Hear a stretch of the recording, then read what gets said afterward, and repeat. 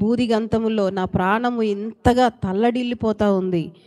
ఈ లోతైన పరిస్థితుల్లో నుంచి ఇంత అడుగు నుంచి పైకి నేను ఎక్కలేనంత ఆ పైకి తీసుకెళ్ళగలిగింది నా దేవుడు మాత్రమే అని విశ్వాసముతో, నా దేవా నా ప్రార్థన ఆలకించు, నా మొర్ర నా మొర్ర ఆలకించు, నా ప్రార్థనకి చెవియొగ్గు అని తనున్న పరిస్థితిని జ్ఞాపకం చేసుకుంటూ దావీదు మొర్ర పెడుతూ ఉన్నాడు.